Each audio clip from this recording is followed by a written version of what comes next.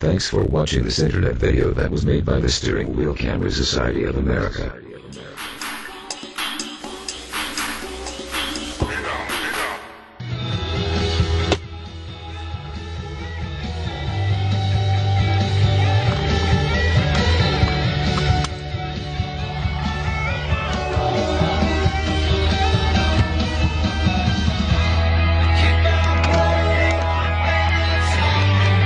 Hey now, storage wrapping, a little steering wheel cam action.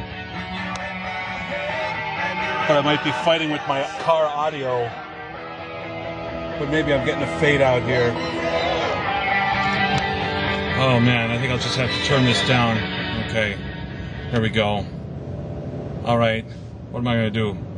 Send $1 to somebody who could tell me who that song was? I've done that before. Tom Petroselli won. And he said, keep it. I don't know. I should at least send him something on PayPal.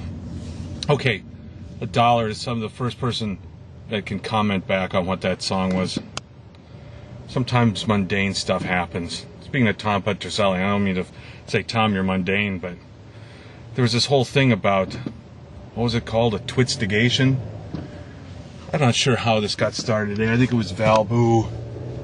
I mean, that's your name online, isn't it, Valboo? And then Septon J and Sunshine Mug tried getting in there. There was a discussion about having a twitstigation, and I think it had to do with starting a dust-up between, I don't know if it was NetApp and 3PAR, or there was Val and me, or what, about the difference in our videos. I think it was Sunshine who, wanted to give me props for having a 30-second video versus a 6-minute video. And then Septon J wanted to kick me a little bit for saying that was 30 seconds he's never going to be able to reclaim. Too bad, Septon J. And did you watch that NetApp 6-minute video?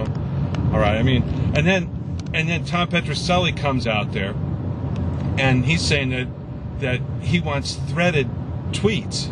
He wants threaded tweets, and the only reason I can think he wants it is to do a twitstigation.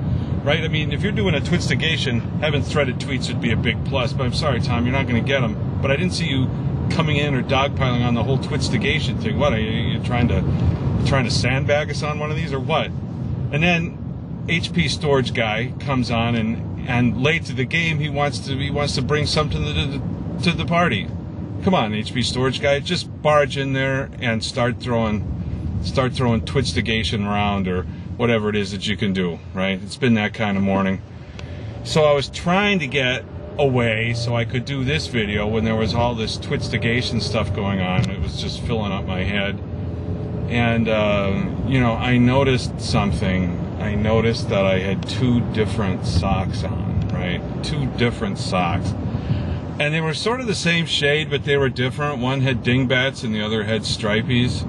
And I'm not going to show them to you right now, because I'm not going to put the camera down there. Besides, I'm not wearing them anymore.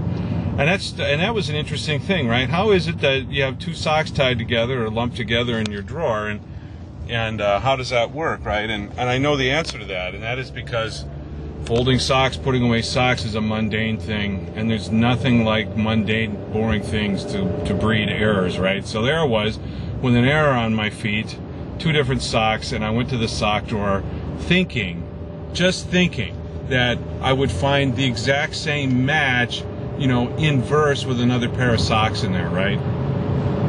And so I go into the sock drawer, and I'm thinking, I'm looking for these 2 socks, but in fact, that's not what I found. I didn't find the same 2 socks that were unmatched. It was different. There was kind of like random matching, sock matching had been going on. And then I had to look at my feet again and say, oh yeah, these are the 2 that I've got. I'll just be looking for one of them. It completely busted up my expectations of how I was going to solve the problem, right? I needed to do a twitstigation into how, my socks became, got into such disarray.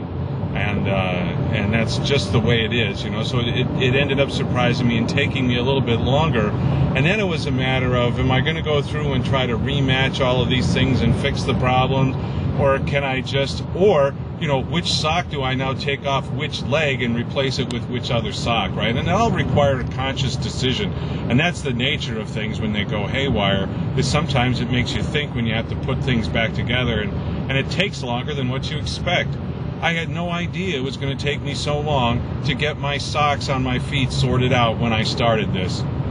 And I know some people are sitting here thinking this has been a waste of 2 minutes or whatever, but that's the investigation. That's a twistigation right there. And I'm going to change the subject right now just a little bit. I mean, we all know that the protein robot, the human being, is the weak link, right? And people do make mistakes, and it's why we want to automate things. It's why we want to make it easier for people. And because let's face it, we do screw up. We fold the wrong socks, or we roll the wrong socks together. We put the wrong T-shirts in the wrong drawers.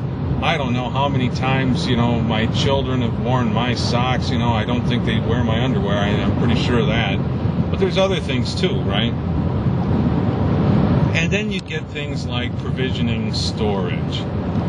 And I'm sure nobody watching this video has ever made a mistake provisioning storage because they were bored out of their mind, right? It happens. You do the same. You click on the same little boxes. You type the same things, and if you've got to do it like 20 times over and over, it becomes a real pain, right? You know what I'm talking about.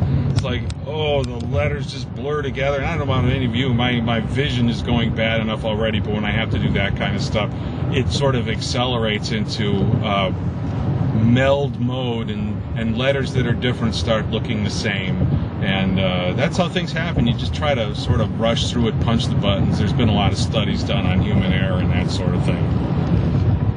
And that is really what came to start this video about, is the fact that 3PAR introduced a technology today called autonomic groups that allows you to group your storage resources, your host resources together, and then you can just provision them to each other all at once. And the whole idea is to reduce the mundane operations, the time-consuming operations, the error-prone operations that go on when you're provisioning storage in a cluster. Now, this could be a cluster that's a VMware cluster, it could be a Windows cluster, it could be a Linux cluster, an Oracle cluster, a Sun cluster, you name it. And speaking of Sun clusters, what is going on with Sun and Oracle anyway in the EC? Anybody have the news on that?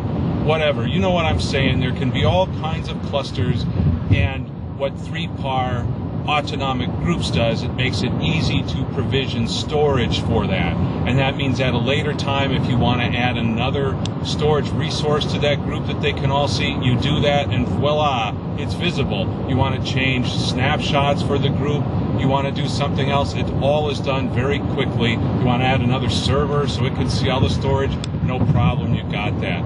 So that's what autonomic groups is all about. It's about reducing the mundane things so you don't have to do your own twitstigation and find out how you manage to foul up and then go back and have to redo a lot of things all over again.